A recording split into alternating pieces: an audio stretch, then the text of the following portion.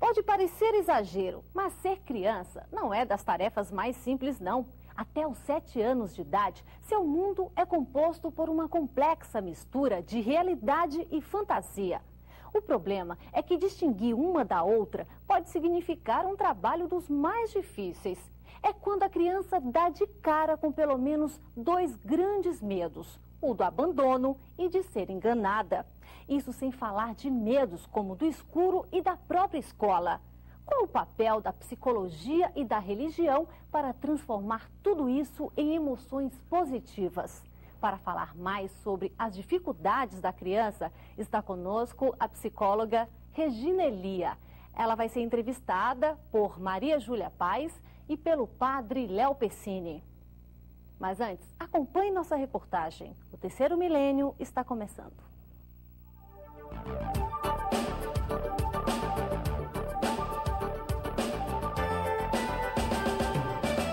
Do que você tinha medo quando era criança? Vai ter que pensar. Do meu pai. De cachorro. Do escuro. De cair do muro. De ficar sozinha. Quais as maiores dificuldades de uma criança, na sua opinião? Eu acho que hoje é a segurança, ela poder ter liberdade de sair, de poder brincar, ir a um parque. Hoje uma criança não tem isso. Ficar sem a mãe, né? Que é a mãe que trabalha fora, tem que trabalhar, né? E eu tinha muito medo que minha mãe sempre trabalhou fora. E eu sempre achava que ela ia me abandonar, que ia me deixar sozinha. Eu sonhava, tinha pesadelos às vezes. Mas ao mesmo tempo ela foi muito presente, mas sempre trabalhou fora. Então, eu acho que a dificuldade da criança é de estar junto com a mãe hoje em dia, né? Hoje, talvez a integração com a própria sociedade. Está muito difícil isso porque essas crianças estão vivendo um fator de violência muito grande. Por que as crianças normalmente não gostam de ir à escola? É falta de incentivo. É falta de amor à criança. A pessoa não tem paciência. Os adultos pensam só em ganhar dinheiro e não se liga que a criança precisa de ser incentivada. As coisas têm que ser mostradas com carinho, com flores, com amor. Criou um mito de que a escola não é um lugar bom, que a criança tenha prazer. Mas vejo que nos dias de hoje isso está mudando, tem mudado esse conceito bastante. Eu vejo pelos sobrinhos que eu tenho que não são de sentar, de ensinar, como na minha época, né? Que você tinha mais facilidade de aprender, você gostava mais. Não gostam de ir à escola, eu acredito que não exista isso, não. Eu acho que toda criança gostaria e deveria estar na escola. A criança quer brincar, quer fazer as coisas do jeito que gosta. Às vezes a escola parece uma obrigação, né?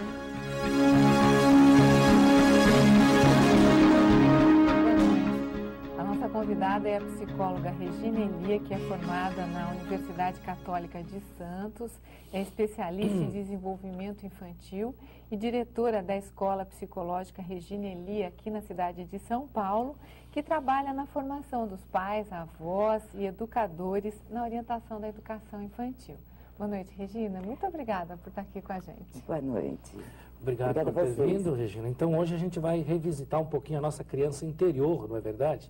Mas ouvindo o povo aí, eu me perguntei o seguinte: ser criança não é ser uma alegria, é ser uma dificuldade, tanto medo que povoa o início da vida. E para acrescentar os medos que eles falaram, eu tenho medo de cachorro como criança, eu lembro disso.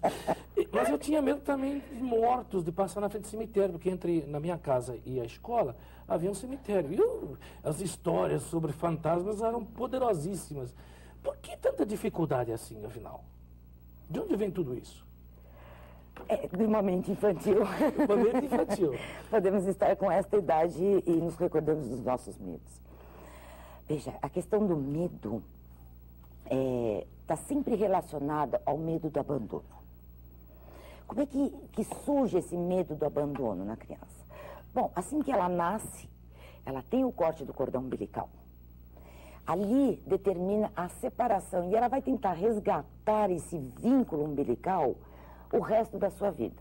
Então, quando ela vem a desenvolver família, ter os seus próprios filhos, ela está, na verdade, tentando fazer a junção com o seu corte do cordão umbilical. Tá? Então, nós temos várias maneiras de estar orientando os pais em relação a como lidar, porque a criança que tem medo do escuro, a criança que tem medo do fantasma, a criança que tem medo do cachorro, a criança que tem medo de ir para a escola, são todos ligados ao medo do abandono, da separação. Mas deixa eu tirar uma dúvida. Por exemplo, eu fico pensando que tem uns medos que parecem mais concretos, né? Tipo assim, eu tenho medo de cachorro porque é um pitbull imenso que está ali na minha frente. Mas um fantasma, né? Que é uma das coisas que eu nunca vi, né? Só tenho histórias tenebrosas que a gente ouviu falar, mas nunca vi. Não tem uma certa diferença ou isso tem a ver com fase? Explica melhor pra gente, né? Como é que é isso? Bom, deixa eu aproveitar e mostrar para vocês qual a importância dos contos de fadas na vida da criança. Tá bom. Tá? Ele entra aí justamente para ajudar a criança a fazer essas elaborações. Diferente dos desenhos que nós temos, infelizmente, nas televisões. Os contos de fada, eles entram para ajudar a criança a elaborar o medo, por exemplo, do fantasma, o medo das bruxas, do lobo mau. Por quê? Como você falou, não importa qual é o medo, importa assim. Veja, importa se você estiver falando. Eu tenho medo de barata. Tá. Bom, mas eu, Regina, desse tamanho, psicóloga, como que eu posso ter medo de uma coisa desse tamanho? É desproporcional a realidade. O medo, ele é irracional. Se fosse um pitbull, ótimo. Sim, mas não, é uma barata.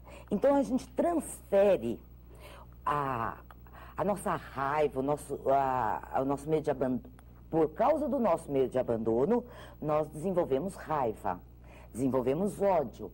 Então nós vamos nos utilizar de alguma coisa como representação desse medo.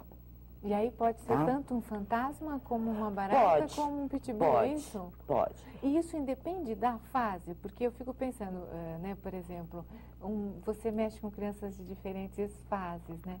Uma criança até os 3 anos é igual, e a de 5, que já tem uma certa... Ela já tem até meio vergonha, né, de falar que tem medo de barata, por exemplo. A de 3 assume logo, né? A de 5 não tem essas diferenças por faixa etária? Tem sim.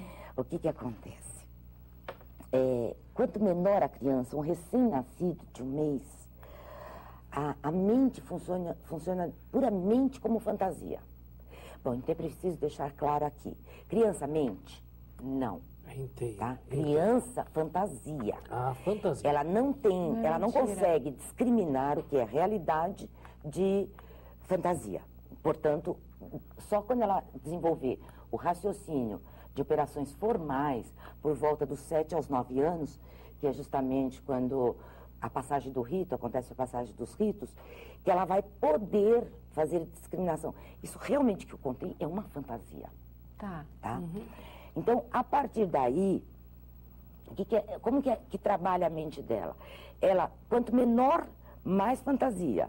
Quanto maior, hoje, por exemplo, a gente não deveria ter medo de nada. Porque a idade cronológica espera isso de nós. A idade emocional dos nossos medos é lá embaixo. Então, eu diante de uma barata, eu posso funcionar como uma criança de 2 anos diante de um medo de abandono. Então, tem alguns medos que começam lá Todos e nos começam acompanham pela vida adulta e pela velhice. Sim. Até porque nós temos que ver que a infância é fundamental. Uma vez eu escutei o presidente do sindicato comentar, não devemos estar preocupados com qual a escola, com qual universidade nossos filhos vão fazer, mas sim com qual a pré-escola. E eu acrescento a isto, devemos estar preocupados com qual é a infância que essa criança vai ter. Porque nós temos a infância, que é a estruturação da personalidade. A adolescência vem em cima para testar, vamos dizer assim, o alicerce desta casa infantil.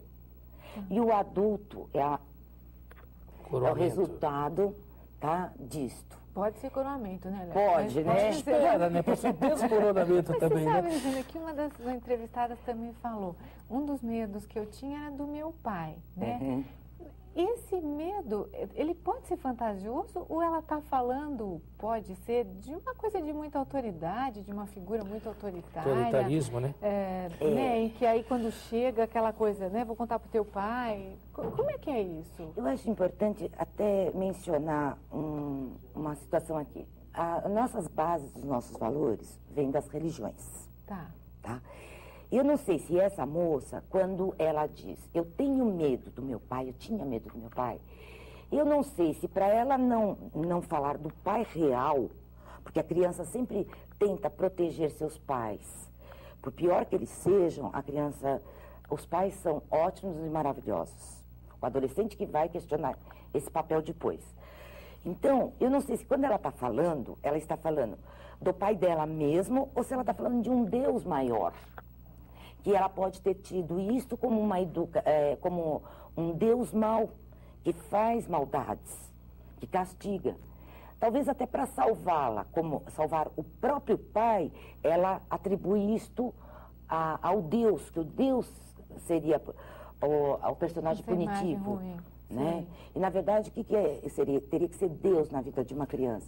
Amor. Claro, tá? Ser transmitido, vivido com amor. Agora, você fala que na raiz de todos esses medos, todas essas dificuldades, Regina, parece-me que você fala o medo do abandono, que gera uma série de consequências, e tem um outro medo chamado o medo de ser enganado. Eu pensei que fosse o medo de ser frustrado frente a um desejo, já que nós convivemos aí na infância com muito desejo. Uhum. Eu sou um ser de desejos, a criança, e basicamente o adulto impõe limites. Mas sobre isso, daqui a pouquinho no intervalo nós vamos conversar. É difícil ser criança. Analise sua criança interior aí durante o intervalo, por favor.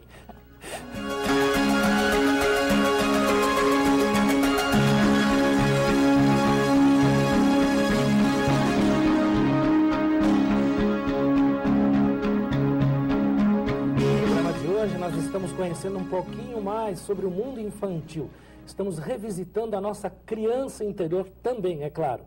E quem está fazendo essa jornada conosco é Regina Elia. Ela é psicóloga, ela é formada pela Universidade Católica de Santos e também ela é especialista em desenvolvimento infantil. Além disso, ela é diretora da Escola de Psicologia Regina Elia, aqui em São Paulo, que trabalha justamente na formação de professores, pais, adultos, avós, babás, na educação infantil. Então, Regina, eu pensei que ser criança era uma alegria e você está dizendo que é uma dificuldade.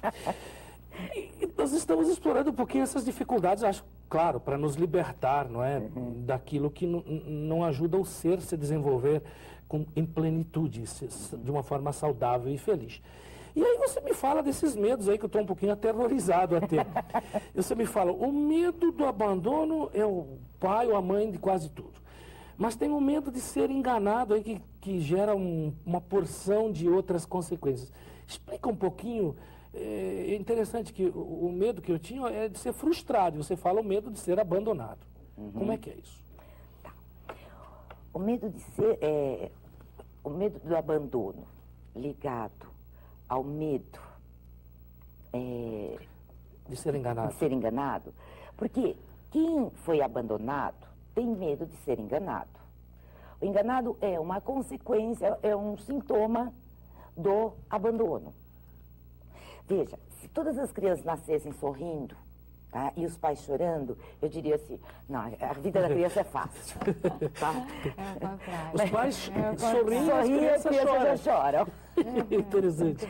Então, já começa-se pela vida intrauterina. Hoje, com todos os estudos que nós temos, né, então, esse bebê foi amado, não foi? Como é que vai se dar essa separação? Quem são os pais, né, que estão no mundo já esperando por ele? Bom, ele chega. No que ele chega, se ele receber muito amor, independente disso, ele vai ter fantasias, com medo de abandono. Porque o abandono, o primeiro já aconteceu no corte do cordão umbilical. O último seria a morte. Esse desenvolvimento que nós temos que entrar. E a escola? Porque você está falando, eu fico pensando, né? Todo mundo fala da importância da escola. E qual é o papel da escola e como conduzir bem uma criança para a escola? Eu falo isso porque a gente vê um chororô a maior parte das vezes. Medo de separações, medo de abandono. Exato, isso. Que aí você está falando, eu estou pensando, é esse o medo, na verdade, que